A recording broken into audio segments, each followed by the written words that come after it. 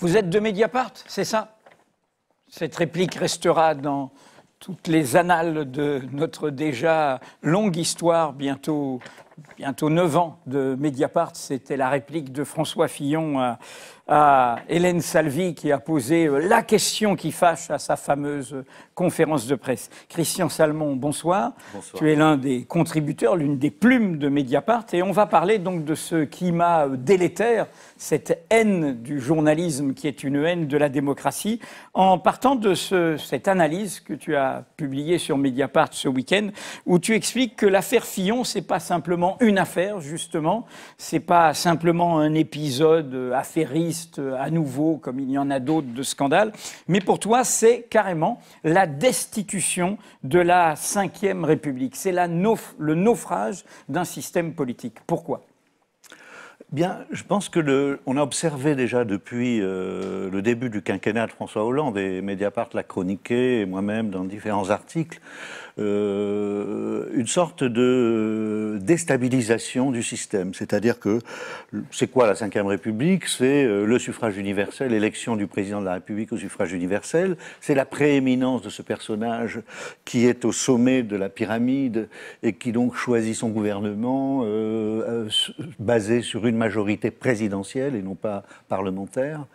Eh bien, on constate que ces équilibres-là sont déstabilisés. C'est-à-dire que déjà, on a eu le choix du Premier ministre Manuel Valls, qui a été imposé par un carteron de ministres sortis des primaires du coup précédent, si j'ose dire.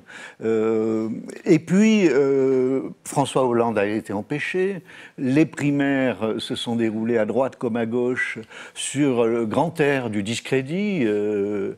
Il y a eu l'après-Hollande, ensuite l'après-Sarkozy, même l'après-Juppé, et même chose à gauche, où les favoris ont été éliminés les uns après les autres. Et donc on est rentré dans un système où les élections, le suffrage universel qui est à la base du système démocratique de la Ve République, fonctionne à rebours. Hein. C'est-à-dire que, au lieu de légitimer, il discrédite. Il discrédite. Au lieu de mettre en place, de créer du charisme, il crée du discrédit. Voilà. Et de ce point de vue-là, l'affaire Fillon arrive donc à quelques semaines de l'élection. Déjà une surprise au cours des primaires de la droite et du centre. Et il est déstabilisé par une affaire, peu importe, je dirais, le contenu de cette affaire. Ce qui importe, c'est que c'est la parole publique, la parole de François Fillon, le profil, l'image qu'il a voulu donner dans cette campagne, qui est violemment pris à partie par cette affaire révélée par le Canard enchaîné, Envoyé spécial et Mediapart. Donc on a un candidat qui est délégitimé, donc c'est un naufrage pour ce candidat-là, mais c'est un naufrage aussi pour le système auquel il appartient, droite comme gauche, puisqu'au fond, sa défense, c'est que tout le monde le fait, ce qui lui est reproché. Hein. Donc on a un système qui fonctionne un peu en vase clos, un entre-soi à l'abri des critiques, et d'une certaine manière, il est sincère, je pense, quand il se croit innocent. Hein.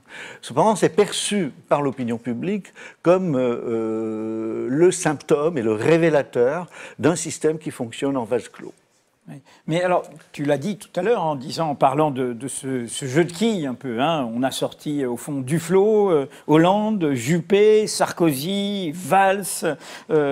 Bon, et ça continue avec Fillon. Et tu dis même dans l'article, après tout, Marine Le Pen, elle s'inquiète d'une Marion Maréchal Le Pen, y compris à l'extrême droite. Alors, la question c'est, et tu le dis un peu, c'est que ce jeu de quilles, ce jeu de massacre, ce dégagisme, qu'ils partent tous, il n'est pas forcément positif. On ne sait pas ce qu'il va produire.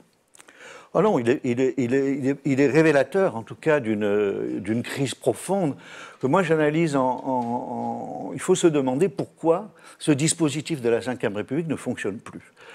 C'est-à-dire non seulement le pouvoir personnel qu'on dénonce depuis François Mitterrand et son coup d'État permanent, mais il faut voir que le président de la République est censé détenir tous les pouvoirs, se manifeste une fois au pouvoir comme impuissant, c'est-à-dire qu'il n'a pas le manche, il n'a pas les leviers, les décisions sont prises à Bruxelles, c'est le fameux discours et la critique que font les souverainistes de ce modèle-là, sauf que les souverainistes demandent à revenir en arrière et à récupérer cette souveraineté nationale, alors que c'est bien le sujet principal. Est-ce que c'est possible de revenir en arrière? Je ne le crois pas à l'heure de la mondialisation. Donc on a des pouvoirs politiques qui sont très visibles, qui sont investis d'un suffrage universel, mais qui ne peuvent pas agir. Donc des visages impuissants, confrontés à des pouvoirs qui, eux, sont sans visage. Un pouvoir personnel, alors que le vrai pouvoir est impersonnel. Les agences de notation, les marchés financiers, les institutions transnationales, etc. Alors parce qu'on est l'année du centenaire de la Révolution russe, 1917. Et Lénine, dans une analyse très objective, disait les révolutions, personne ne les décrète, il n'y a pas de complot et tout. C'est le moment où, en haut, ils n'y arrivent plus. Ils n'arrivent plus à tenir, et c'est ce que tu viens d'écrire. Et en bas, ils ne supportent plus, et c'est cette montée du discrédit. Le problème, c'est qui va s'engouffrer dans cette brèche. Parce qu'à la fin de ton article, tu dis « Le discrédit est une chose instable et invisible à l'œil nu. Il se répand comme un gaz, il corrompt les sociétés, etc. » Mais ainsi de tous les fascismes. Ainsi du mouvement qui a porté Trump au pouvoir. Une chose est sûre, lorsque le discrédit prend le pouvoir, il est bien difficile de l'arrêter et de faire rentrer le diable dans sa boîte. Alors comment ceux qui sont du côté plutôt de l'émancipation, de l'égalité, et pas de l'inégalité, et pas des haines, peuvent rentrer dans cette brèche? Le problème, c'est que c'est pas à nous d'en décider. Hein. Le citoyen salmon a peut-être un avis. Oui, mais enfin, moi je pense que ce qui est important, c'est de voir que le mécontentement ne s'exprime plus que par du discrédit, que par du dégagisme, et pas de manière positive. À travers ce système-là, quand on a parlé de la droite et de François Fillon, mais quand on prend la situation actuelle à gauche, hein, il y a le dispositif de la Ve République, on voit bien qu'il bloque un programme commun, entre guillemets, qui pourrait, après tout, je repensais au programme commun, François Mitterrand, Georges Marchais était aussi très, très violent dans ses propos, etc. Mais il avait signé un programme commun pour gouverner. On voit bien que ça ne marche plus. Hein, qu'à cause du système présidentiel, Hamon, Mélenchon, tout ça, chacun joue sa carte et essaie de tirer les marrons du feu en arrivant au deuxième tour, sachant que pour arriver au deuxième tour, le taux de vote est de plus en plus bas, autour de 18-20%. Et donc on a une grande crise de légitimité de ceux qui éventuellement seront élus. Donc la solution, à mon avis, ça ne peut être qu'une solution de refonder le système politique. Et si on ne peut pas le décréter, on peut l'imaginer.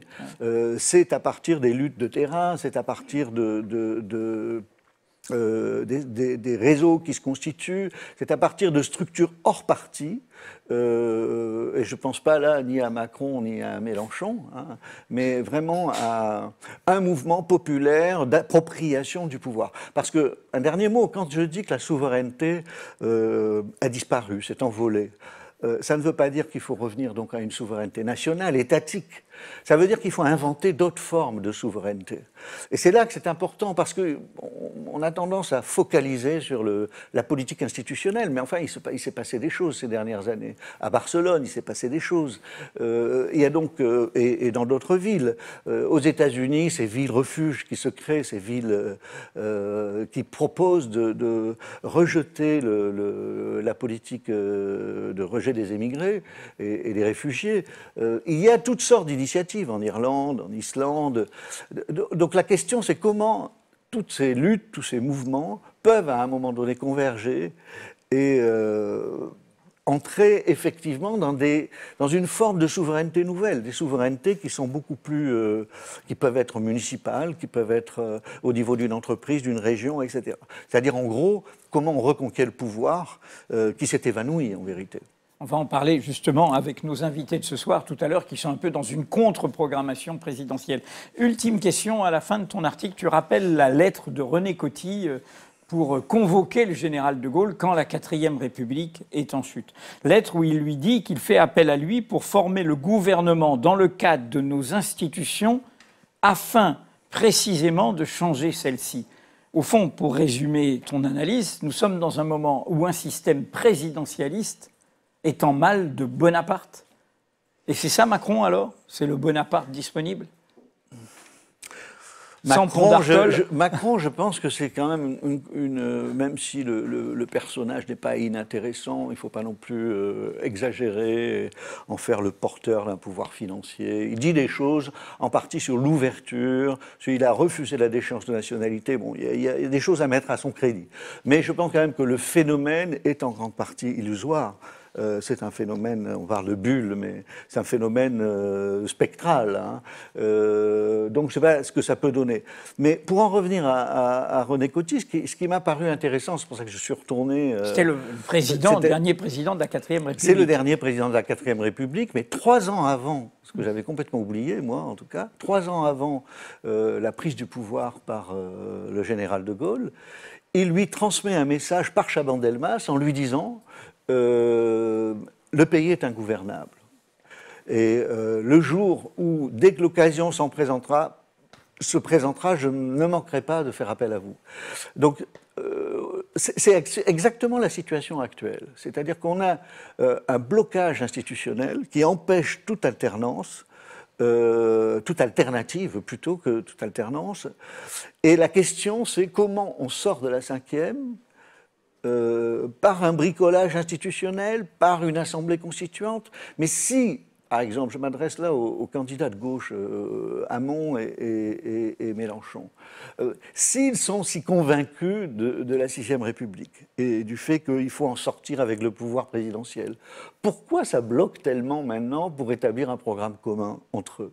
Puisque finalement, ils nous disent, une fois élus, je convoque une constituante, c'est en tout cas le cas de Mélenchon, et puis je rentre chez moi. Donc pourquoi se battre tellement pour être... Si l'enjeu, c'est de convoquer cette constituante, ça devrait être possible de s'entendre là-dessus. Donc le paradoxe est là, c'est-à-dire, moi je ne pense pas qu'on va pouvoir trouver un bricolage, parce que, comme tu le disais, la solution bonapartiste n'est pas celle qu'on peut souhaiter. Donc, celle qu'on peut souhaiter, c'est la solution d'un mouvement de masse qui ça réapproprie les institutions. Rien ne se passera comme prévu, on va voir la suite.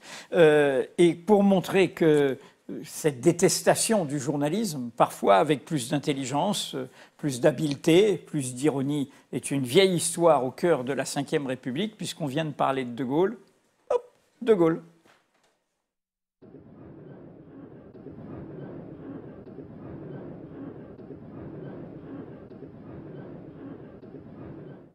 Bon, Philippe Vianney, Nouvel Observateur.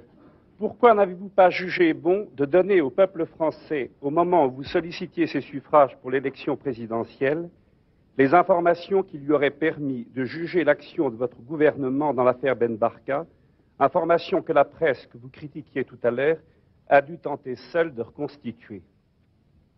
C'est l'effet de mon inexpérience.